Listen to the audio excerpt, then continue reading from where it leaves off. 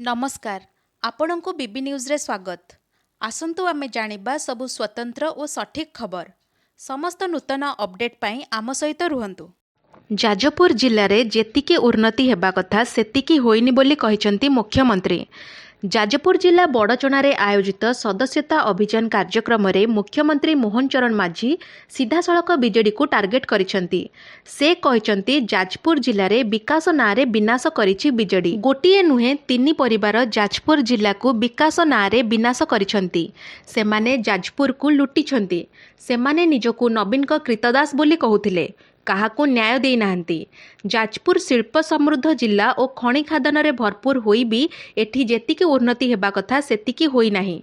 एठी लोके गरीब बोली कहिसंती मुख्यमंत्री मोहन चरण माझी।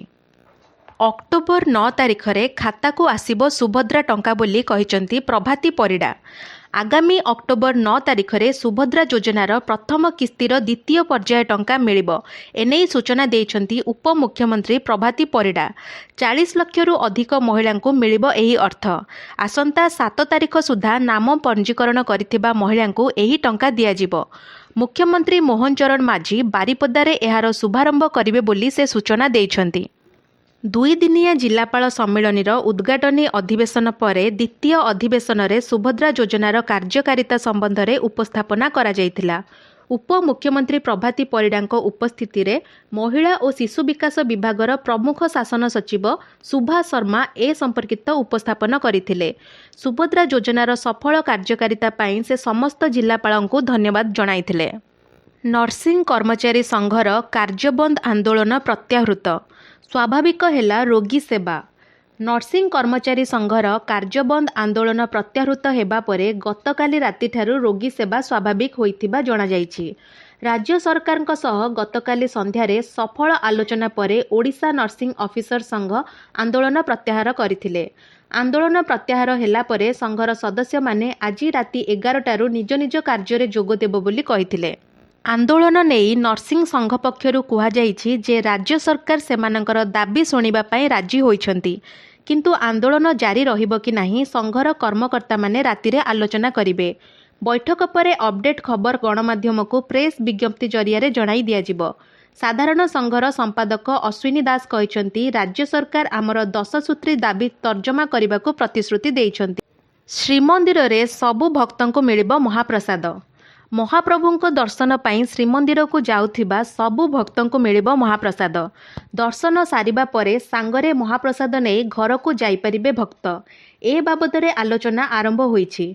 जयदेव भवन रे आज आयोजित श्री जगन्नाथ संस्कृति परिषदर वार्षिक उत्सव रे मुख्य अतिथि भावे जोग देई एहा कहिसंती पूर्त आईन और अबकारी मंत्री पृथ्वीराज हरिचंदन। एथिसहित पुरी को विश्वर सर्वश्रेष्ठ सहर रे परिणत करिबा लागि प्रक्रिया आरंभ होई गलानी बोली से कहिथिले। सेहीपरि चलित वर्ष सरकारक पक्षरु पुरी रथयात्रा सहायता जोगाई दिया जाइथिला। आसंता वर्ष किंतु समस्त रथयात्रा को आखिदृशिया भाबरे सहायता जोगाई दिया जिबा पई योजना करा जाउछि। पुलिस को मुख्यमंत्री कड़ा निर्देश। बड़ बड़ियांकु भी छाड़नी। थाना को कौनसी अपराधी न्याय पाई जाई नथांती। अपराधींक द्वारा पीड़ित व्यक्ति किंबा कौनसी असुविधा रे पड़िथिबा व्यक्ति ही पुलिस को न्याय मागिबा पाई जाइथांती। सेही समय रे सेमाने केउं प्रकार मानसिक और शारीरिक परिस्थिति रे थिबे आपण माने समस्त जानिछंती। तेणु जेतेबेले से थाना को आसे तार भरोसा थाए जे पुलिस ठारू से न्याय पाइबो। तेणु आम समस्तंकर कर्तव्य हेउची सेही साधारण लोकटीर भरोसा को बजाय रखी उपयुक्त पदक्षेप नेबा। ओडिशा पुलिसर मंत्र हेउची सेवा और सुरक्षा। तेणु पुलिस केवल न्यायपूर्ण व्यवहार कले यथेष्ट हेब नाही, एहाकु साधारण लोक अनुभव करबा मध्य उचित। आशा करुची एही दिग प्रति पुलिस को विभिन्न स्तर रे नेतृत्व देउथिबा अधिकारी माने दृष्टि देबे। पुलिस निजर एही मंत्र को काय मनोवाक्य रे पालन करिबो। 4000 कोटी ऋण आनिबो ओडिशा। डिसेम्बर सुधा आनिबो योजना। राज्य सरकार अक्टोबर डिसेम्बर त्रैमासिक 4000 कोटी टंका ऋण करिवे।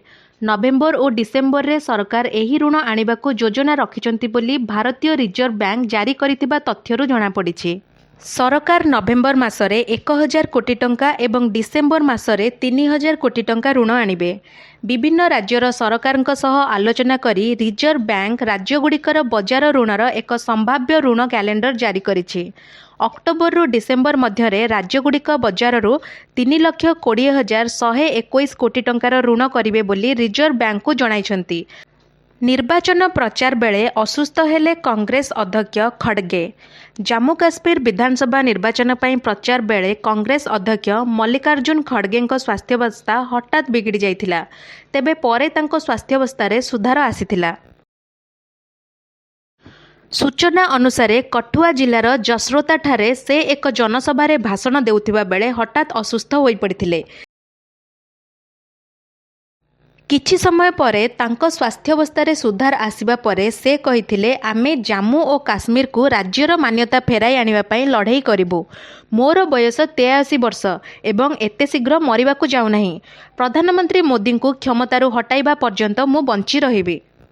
ଡିପ୍ଥେରିଆକୁ ନେଇ ମାଲକାନଗିରିରେ ଆତଙ୍କ। ମାଲକାନଗିରିରେ ଚିହ୍ନଟ ହେଲା ଡିପ୍ଥେରିଆ। ଡିପ୍ଥେରିଆ ରୋଗକୁ ନେଇ ମାଲକାନଗିରିରେ ଆତଙ୍କ। ମାଲକାନଗିରି ଜିଲ୍ଲା କାଲିମେଳା ବ୍ଲକର ଚିତ୍ରାଙ୍ଗପାଲି ପଞ୍ଚାୟତର ତଙ୍ଗଗୁଡ଼ା ଆବାସିକ ବିଦ୍ୟାଳୟରେ ବ୍ୟାପିଛି ଡିପ୍ଥେରିଆ ରୋଗ। ଗତ 13 ତାରିଖରେ ଚତୁର୍ଥ ଶ୍ରେଣୀ ଛାତ୍ର 11 ବର୍ଷୀୟ ଶିବ ମାଡକାମୀଙ୍କଠାରୁ ଚିହ୍ନଟ ହେଲା ଏହି ଡିପ୍ଥେରିଆ। ଶିବଙ୍କୁ ପ୍ରଥମେ ଜ୍ୱର ହେବା ପରେ ସେ ଗୁରୁତର ହୋଇଯାଇଥିଲେ। ତୁରନ୍ତ ତାଙ୍କୁ ମାଲକାନଗିରି ମେଡିକାଲରେ ଚିକିତ୍ସା ପରେ କୋରାପୁଟ ବଡ଼ ମେଡିକାଲକୁ ସ୍ଥାନାନ୍ତରିତ କରାଯାଇଥିଲା। ନାହାନ୍ତି ଅଧା ଡାକ୍ତର, ମିଳୁନି ଉପଯୁକ୍ତ ସ୍ୱାସ୍ଥ୍ୟ ସେବା।